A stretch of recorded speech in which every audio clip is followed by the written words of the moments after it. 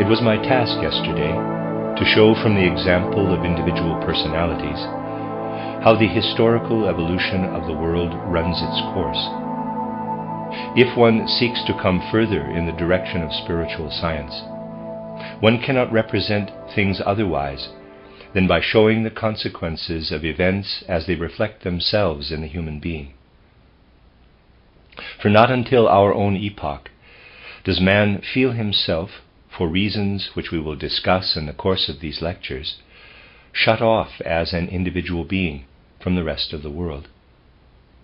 In all previous epochs, man felt, and be it noted, in all subsequent epochs, man will again feel himself as member of the whole cosmos, as belonging to the entire world.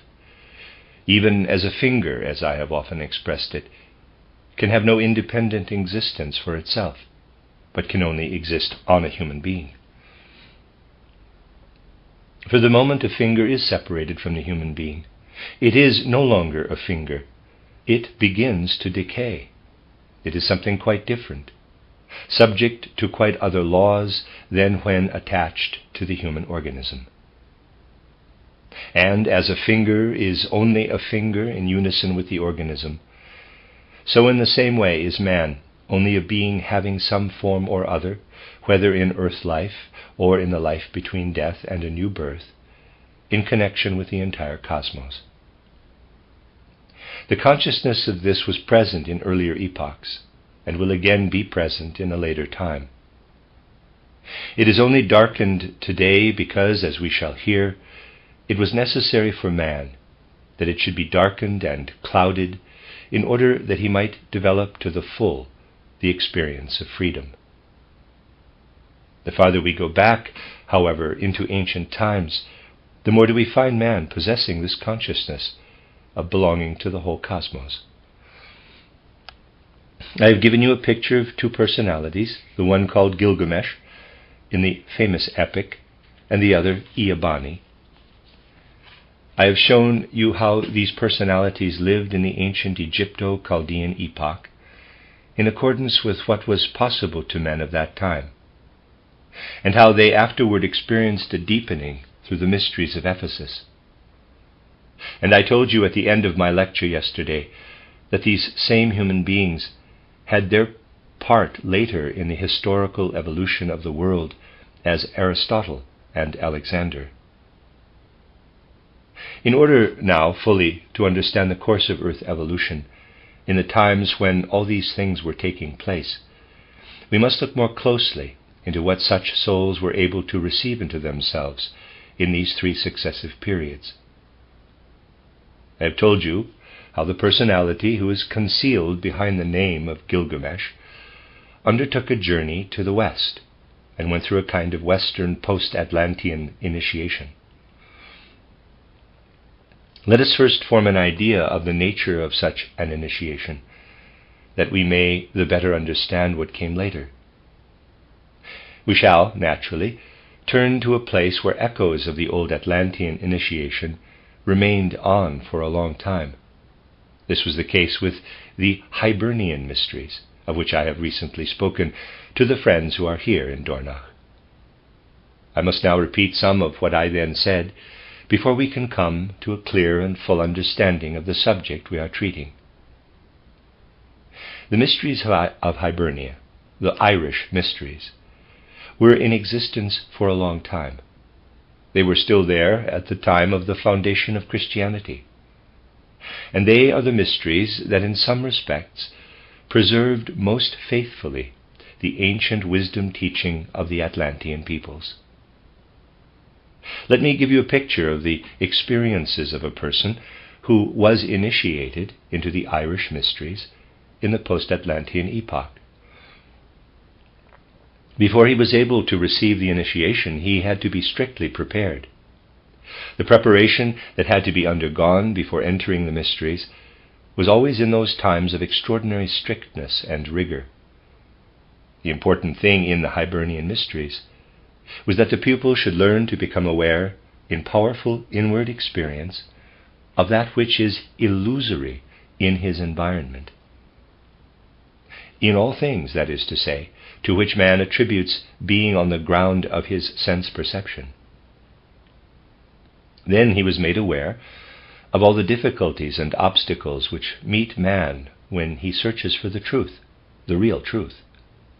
And he was shown how, fundamentally, everything which surrounds us in the world of the senses is an illusion, that what the senses give is illusion, and that the truth conceals itself behind the illusion, so that in fact true being is not accessible to man through sense perception. Now very likely you will say that this conviction you yourselves have held for a long time. You know this quite well. But all the knowledge a man can have in the present-day consciousness of the illusory character of the sense world is as nothing compared with the inner shattering, the inner tragedy that men of that time suffered in their preparation for the Hibernian initiation. For when one says, theoretically, in this way, everything is Maya, everything is illusion, one takes it quite lightly. But the training of the Hibernian pupils was carried to such a point that they had to say to themselves, there is for man no possibility of penetrating the illusion and coming to real true being. The pupils were by this means trained to content themselves, as it were in desperation, with the illusion. They came into an attitude of despair. The illusory character, they felt, is so overpowering and so penetrating that one can never get beyond it. And in the life of these pupils, we find always the feeling, very well then, we must remain in the illusion. That means, however, we must lose the very ground from under our feet, for there is no standing firm on illusion. In truth, my dear friends, of the strictness and severity of the preparation in the ancient mysteries we today can scarcely form any idea. Men shrink in terror before what inner development actually demands. Such was the experience that came to the pupils in regard to being and its illusory character. And now there awaited them a similar experience regarding the search after truth. They learned to know the hindrances man has in his emotions that hinder him from coming to truth, all the dark and overwhelming feelings that trouble the clear light of knowledge. And so once more they came to a great moment when they said to themselves, if truth is not, well, then we must live in error, in untruth. For a man to come thus to a time in his life when he despairs of being and of truth means, in short, that he tears out of him his own humanity. All this was given in order that the human being, through experiencing the opposite of what he was finally to reach as his goal, might approach that goal with the right and deep human feeling. For unless one has learned what it means to live with error and illusion, then one cannot value being and truth. And the pupils of Hibernia had to learn to value being and truth. And then, when they had gone through all this, when they had, as it were, experienced to the bitter end the opposite pole of what they were eventually to reach, the pupils were led, and here I must describe what happened in the picture language that can rightly represent what took place as reality in the Hibernian mysteries. They were led into a kind of sanctuary where were two pillar statues of infinitely strong suggestive force and of gigantic size. The one of these pillar statues was inwardly hollow. The surface that surrounded the hollow space, the whole substance, that is, of which the statue consisted, was elastic throughout.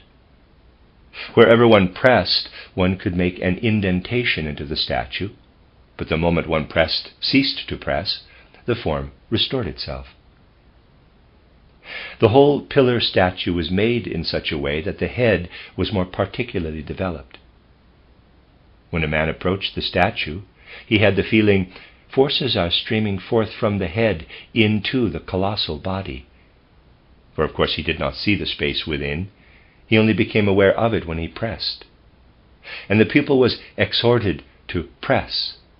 He had the feeling that the forces of the head rayed out over the whole of the rest of the body, that in this statue the head does everything. I willingly admit, my dear friends, that if a modern man in our present-day prosaic life were led before the statue, he would scarcely be able to experience anything but quite abstract ideas about it. That is certainly so. But it is a different matter, first to experience with one's whole inner being, with soul and spirit, yes, and with blood and nerves, the might of illusion and the might of error, and then after that, to experience the suggestive force of such a gigantic figure. This statue had a male character. By the side of it stood another that had a female character. It was not hollow. It was composed of a substance that was not elastic, but plastic. When the pupil pressed this statue, and again he was exhorted to do so, he destroyed the form. He dug a hole in the body. After the pupil had found how in the one statue, owing to its elasticity, the form was always re-established, and how in the other he defaced the statue by pressing it, and after something else too had taken place, of which I shall speak presently, he felt the place, and was only led back there again when all the deformations he had caused in the plastic, non-elastic female figure had been restored, and the statue was intact.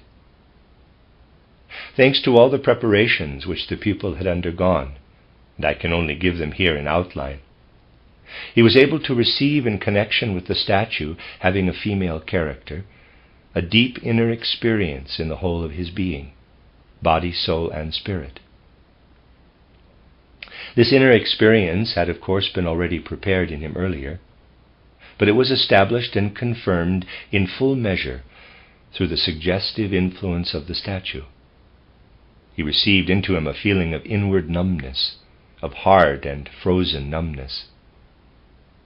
This so worked in him that he saw his soul filled with imaginations, and these imaginations were pictures of the earth's winter, pictures that represented the winter of the earth. Thus was the pupil led to perceive reality in the spirit from within. Let me read that sentence again. Thus was the pupil led to perceive reality in the spirit from within. With the other, the male statue, he had a different experience. He felt as though all the life in him, which was generally spread out over the whole body, went into his blood, as if his blood were permeated with forces and pressing against his skin. Whereas before the one statue he had to feel that he was becoming a frozen skeleton, he had now to feel before the other that all the life in him was being consumed in heat, and he was living in a tightly stretched skin. And this experience of the whole inner man pressing against the surface enabled the pupil to receive a new insight. He was able to say to himself, "You have now a feeling and experience of what you would be if, of all the things in the cosmos, the sun alone worked upon you." In this way he learned to recognize the working of the sun in the cosmos, and how its working is distributed in the cosmos. He learned to know man's relation to the sun, and he learned that the reason why man is not in reality what he now felt himself to be, under the suggestive influence of the sun statue, is because other forces, working in from other corners of the cosmos, in quotes, mummify this working of the sun. In such manner did the pupil learn to find his bearings in the cosmos, to be, as it were, at home in the cosmos. And when the pupil felt the suggestive influence of the moon statue, when he had in him the hard frost of numbness and experienced a winter landscape within him, in the case of the sun statue he experienced a summer landscape in the spirit, then he felt what he would be like if the moon influences alone were present. What does man really know about the world in the present day?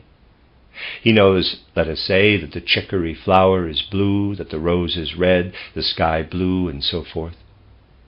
But these facts make no violent or overwhelming impression upon him. They merely tell him of what is nearest at hand, of what is in his immediate environment. If man would know the secrets of the cosmos, then he must become in his whole being a sense organ, and to an intense degree. Through the suggestive influence of the sun statue, the whole of the pupil's being was concentrated in the circulation of the blood. He learned to know himself as a sun being, as he experienced within him this suggestive influence. And he learned to know himself as moon being by experiencing the suggestive influence of the female statue. And then he was able to tell from out of these inner experiences he had received how sun and moon work upon the human being, even as we today can say from the experience of our eyes how the rose affects us, or from the experience of our ears can tell the working of the sound of C sharp, and so on. Thus the pupils of these mysteries experienced still, even in post-Atlantean times, how man is placed, as it were, in the cosmos.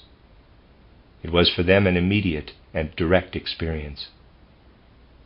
Now, what I have related to you today is but a brief sketch of the sublime experience that came to men in the mysteries of Hibernia, and continued so to come until the first centuries of the Christian era. It was a cosmic experience, this sun experience and moon experience. In the mysteries of Ephesus, in Asia Minor, the pupil had to undergo experiences of quite a different character. Here he experienced in a particularly intense manner, with the whole of his being, that which later found such perfect expression in the opening words of the John Gospel, quote, "In the beginning was the Word, and the Word was with God, and a God was the Word," close quote. In Ephesus, the pupil was led not before two statues, but before one, the statue that is known as the Artemis, Diana of Ephesus. Identifying himself, as I said yesterday, with this statue which was fullness of life, which abounded everywhere in life, the pupil lived his way into the cosmic ether. With the whole of his inner feeling and experience, he raised himself out of mere earthly life, raised himself up into the experience of the cosmic ether. And now he was guided to a new knowledge. First of all, the real nature of human speech was communicated to him. And then from human speech, from the human image, that is, of the cosmic logos, from the humanly imaged logos, it was shown to the pupil how the cosmic word works and weaves creatively throughout the universe. Once more, I can only describe these things in bare outline. The process was such that the attention of the pupil was especially drawn to what happens when the human being speaks, when he impresses the mark of his word on the outgoing breath. He was led to experience what happens with that which, through his own inner deed, man leads over into life, to feel how his, in quotes, word looks in the element of air, and moreover how two further processes are united with what takes place in the element of air. Imagine that we have here the expired air, on which are impressed certain words that the human being speaks. Whilst this breath, formed into words, streams outward from the breast, the rhythmic vibration goes downward and passes over into the whole watery element that permeates the human organism. Thus, at the level of his throat, his speech organs, man has the air rhythms when he speaks. But, along with his speaking, goes a wave-like surging and seething of the whole fluid body in the human being. The fluid in man, that is below the region of speech, comes into vibration and vibrates in harmony. This is what it really means when we say that our speech is accompanied by feelings. If the watery element in the human being did not vibrate in harmony in this way, man's speech would go forth from him neutrally, indifferently. He would not be able to permeate what he says with feeling. And upward in the direction of the head goes the element of warmth. And accompanying the words we impress upon the air are upward streaming waves of warmth, which permeate the head, and there make it possible for our words to be accompanied by thought. Thus, when we speak, we have to do with three things: air, warmth, and water. This process, which alone presents a complete picture of what lives and weaves in human speech, was taken as the starting point for the pupil of Ephesus. It was then made clear to him that that which thus takes place in the human being is a cosmic process made human, and that in a certain far-off time the earth itself worked in that way. Only it was not then the air element, but the watery element, the fluid element, which I described yesterday as a volatile, fluid albumen, that had this wave-like moving and surging. Like the air in man, in the microcosm, when he speaks on the outgoing breath, so was once the volatile fluid element, the albumen which surrounded the earth like an atmosphere. And as today the air passes over into the warmth element, so the albumen went upward into a kind of air element, and downward into a kind of earthly element. And as with us, feelings arise in our body through the fluid element, so in the earth formations, the earth forces sprang into existence, all the forces that work and seethe within the earth. And above in the airy element, the cosmic thoughts were born, the soaring cosmic thoughts that work creatively in the earthly substance. Majestic and powerful was the impression that the human being received at Ephesus, when he was shown how in his own speech lived the microcosmic echo of what had once been macrocosmic. And the pupil of Ephesus, when he spoke, felt an insight come to him through the experience of speech into the working of the cosmic word. He could perceive how the cosmic word set in motion the volatile fluid element, giving it movement full of meaning and import. He saw, too, how it went upward to the creative cosmic thought, and downward to the earth forces coming into being. Thus did the pupil live his way into the cosmos, by learning to understand aright what was in his own being. Quote, "Within thee is the human logos. The human logos works from out of thee during thy time on earth. Thou, as man, art the human logos." Close quote, parenthesis. "For in very deed, through that which streams downward in the fluid element, we are ourselves formed and molded out of speech, whilst through that which streams upward we have our human thoughts during our time on earth." Close parenthesis. Quote, "And even as in thee the essence of humanity is the microcosmic logos, so once in the far-off beginning of things was the logos, and it was with God, and itself was a God." Close quote. In Ephesus, men had a profound understanding of this, for they understood it in and through the human being. In considering such a personality as is concealed behind the name of Gilgamesh, you must remember how he led his life in the whole milieu and environment that radiated out from the mysteries. For all culture, all civilization was in earlier times a radiation from the mysteries. So that when I name Gilgamesh to you, you must think of him, as long as he was living in Erech, not indeed as himself initiated into the mysteries of Erech, but as living in a civilization that was permeated with the feeling and experience man could have from his relation to the cosmos. An experience then came to this personality during his journey to the West, which made him directly acquainted not with the Hibernian mysteries themselves, he did not travel so far afield, but with what was cultivated in a colony of the Hibernian mysteries, situated, as I told you, where the Burgenland now is. What he experienced there lived in his soul, and then developed further in the life between death and a new birth.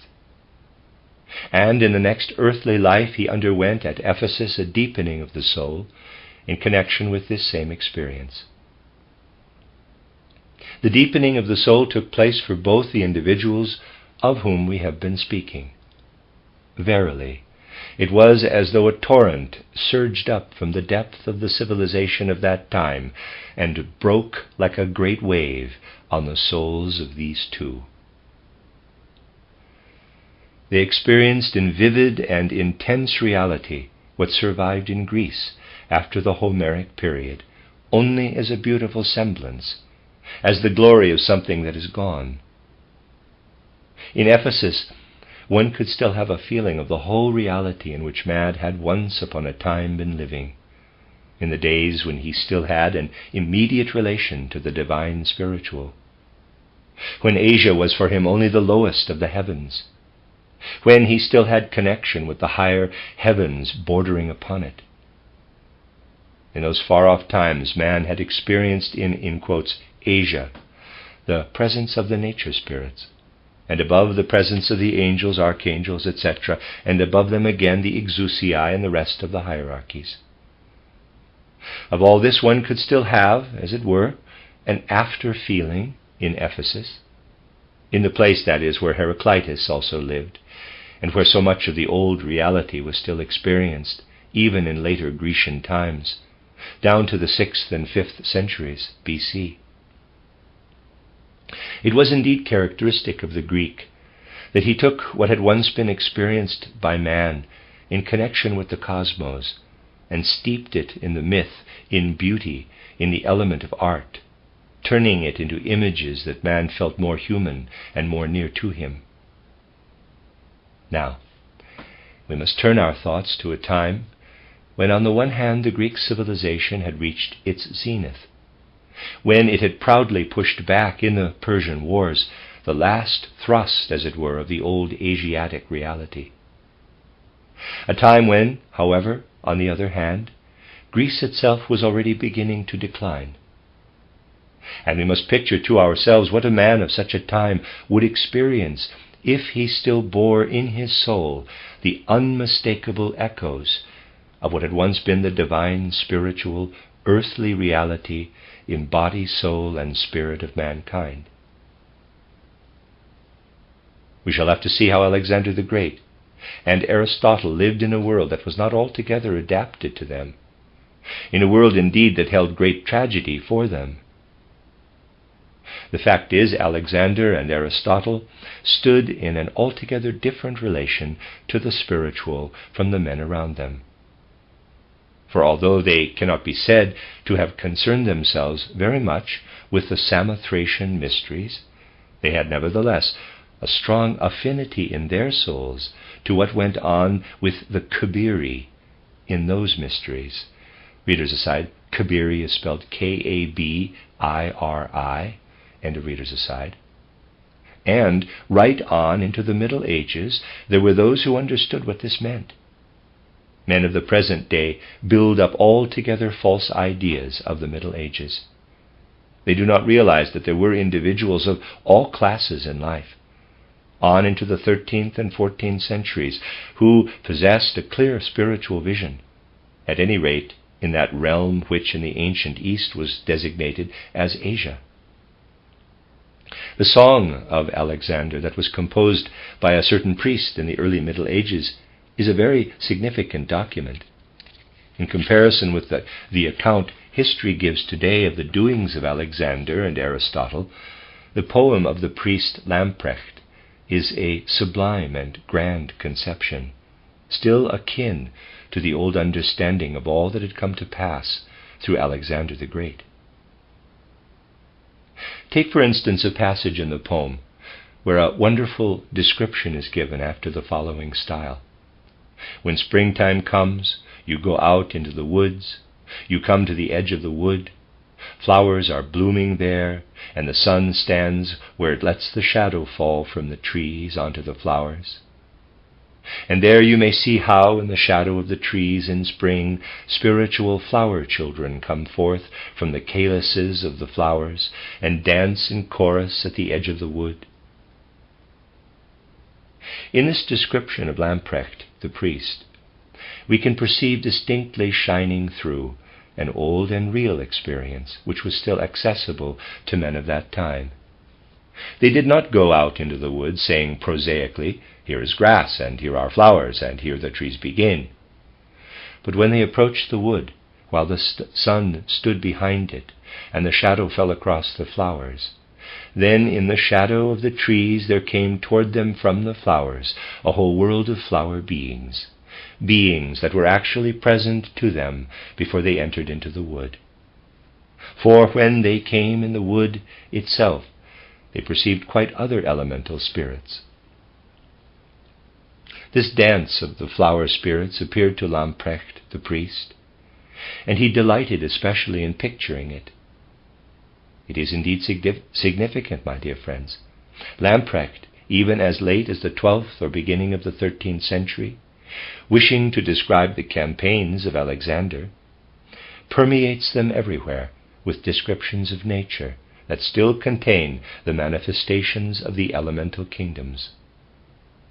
Underlying his song of Alexander, there was this consciousness, quote, "to describe what took place once upon a time in Macedonia, when Alexander began his journeys into Asia, when Alexander was taught by Aristotle.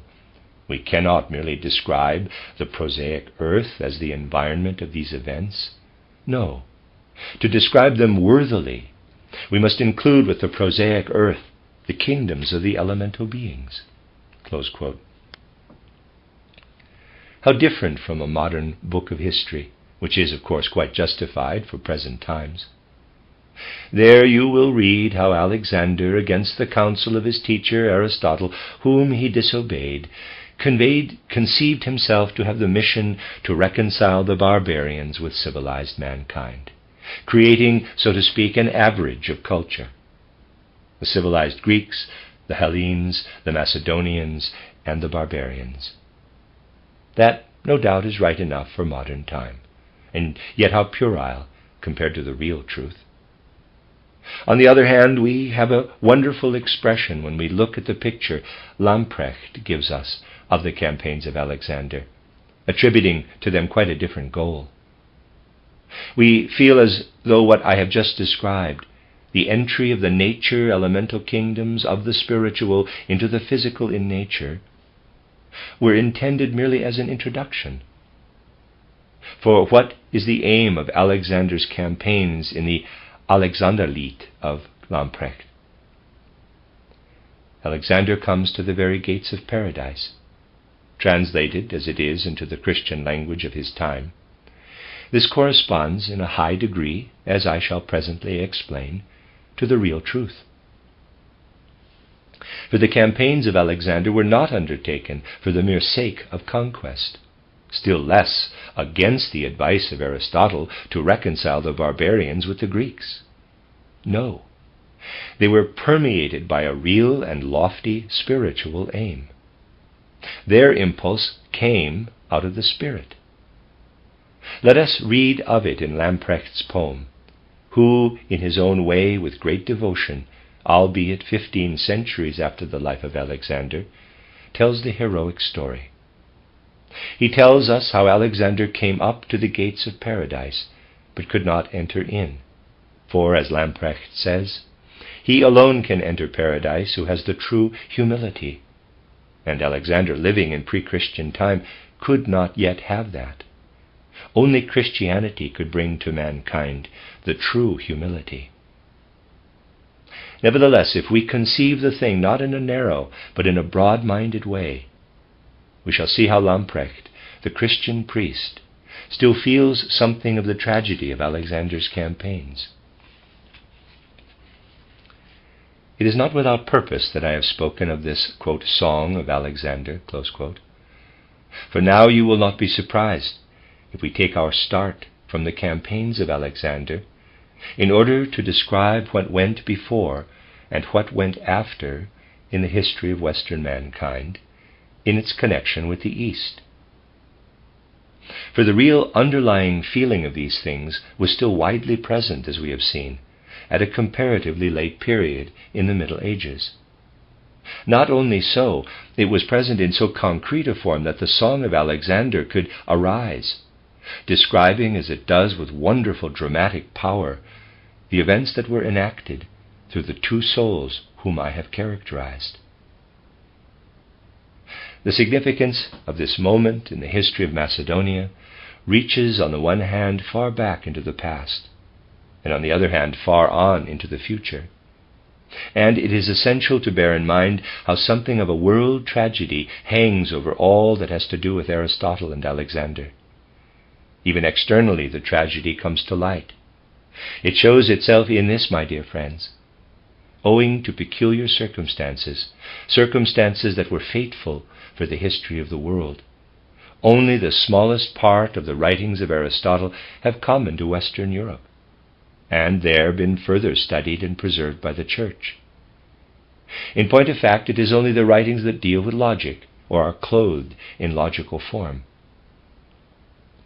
A serious study, however, of the little that is preserved of Aristotle's scientific writings will show what a powerful vision he still had of the connection of the whole cosmos with the human being. Let me draw your attention to a single passage. We speak today of the earth element, the water element, the air element, the fire or warmth element, and then of the ether. How does Aristotle represent all this? He shows the earth, the hard, firm earth, the fluid earth, the water, then the air, and the whole permeated and surrounded with fire. But for Aristotle, he quotes earth, in this sense, reaches up as far as the moon, and from the cosmos reaching from the stars to the moon, not, that is to say, into the earth realm, but only as far as the moon. Coming toward us, as it were, from the zodiac, from the stars, is the ether, filling cosmic space. The ether reaches downward as far as the moon. All this may still be read by scholars in the books that have been written about Aristotle. Aristotle himself, however, used continually to say to his pupil Alexander, that ether that is away there beyond the realm of earthly warmth, the light ether, the chemical ether, and the life ether, was once upon a time united with the earth. It came as far as to the earth. And when the moon withdrew in the ancient epoch of evolution, then the ether withdrew from the earth. And so all that is around us in space as dead world, so ran Aristotle's teaching to his pupil Alexander, is not permeated by ether. When, however, springtime approaches, and plants, animals, and human beings come forth to new life on the earth, then the elementary spirits bring down again the ether from out of the realm of the moon, bring it down into these newborn beings. Thus is the moon, the shaper and molder of beings. Standing before that great female figure in the Hibernian mysteries, the pupil of the mysteries had a most vivid experience of how the ether does not really belong to the earth, but is brought down thither by the elementary spirits every year, insofar as it is needed for the upspringing into life. And this was so for Aristotle. He too had a deep insight into the connection of the human being with the cosmos. His pupil Theophrastus did not let the writings come westward that treat of these things. Some of them, however, went to the east, where there was still an understanding for such truths. Thence they were brought by Jews and Arabs through North Africa and Spain to the west of Europe, and there met in a manner that I shall have yet to describe with the radiation of the Hibernian mysteries, as these expressed themselves in the civilization and culture of the people. But now all that I have been describing to you was no more than the starting point for the teaching that Aristotle gave to Alexander. It was a teaching that belonged entirely to inner experience. I might describe it in outline somewhat as follows. Alexander learned from Aristotle to understand how the earthy, watery, airy, and fiery elements that live outside the human being and the world around him live also within the human being himself, and how he is in this connection a true microcosm. He learned how in the bones of the human being lives the earthy element, and how in his circulation and in all the fluids and humors in him lives the watery element. The airy element works in all that has to do with the breathing, and the fiery element lives in the thoughts of man. Alexander had still the conscious knowledge of living in the elements. And with this experience of living in the elements of the world went also the experience of a near and intimate relationship with the earth.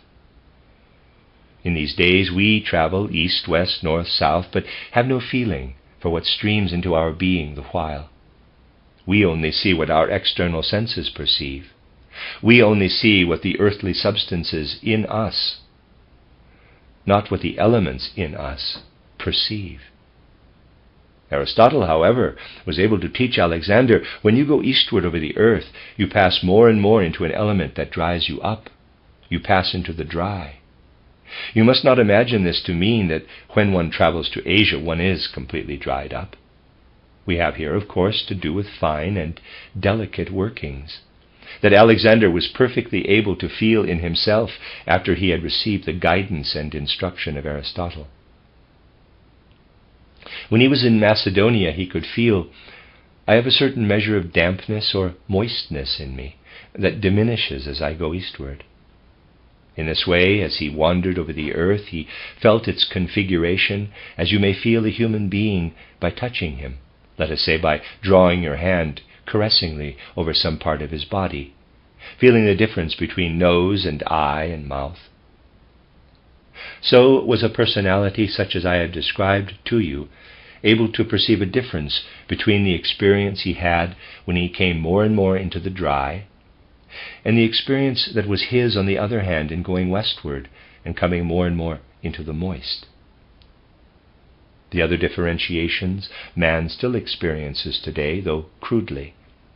In the direction of the north we experience the cold. He experiences the cold. In the direction of the south, the warm, the fire element.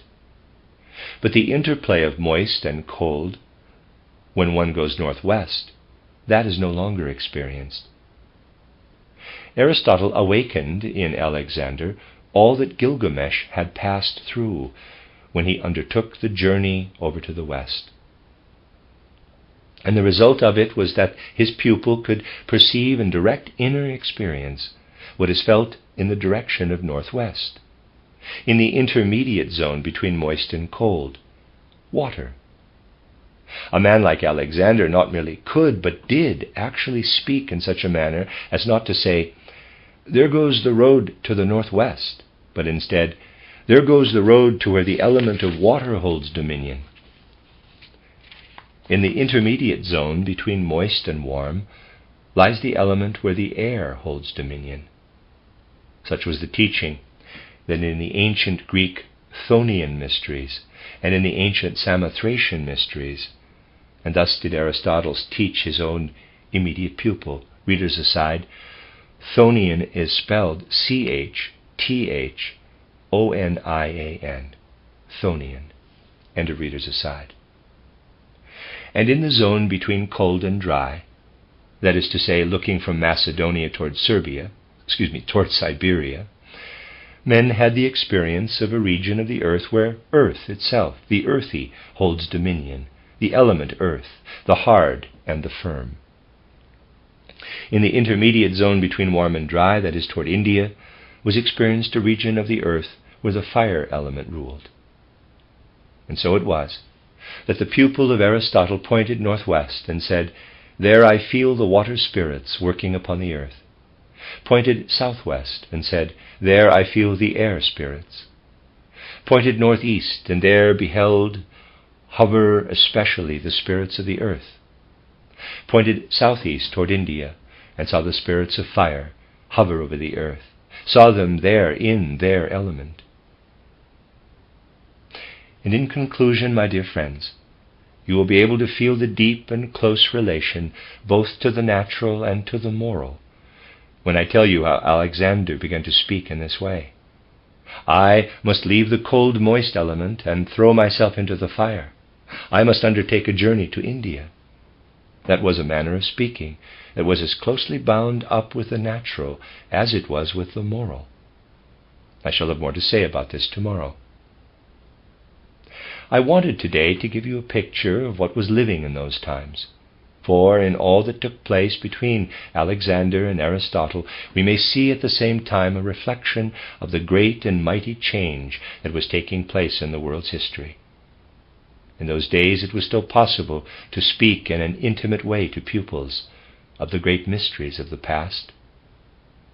But then mankind began to receive in increasing measure logic, abstract knowledge, categories, and to push back the other.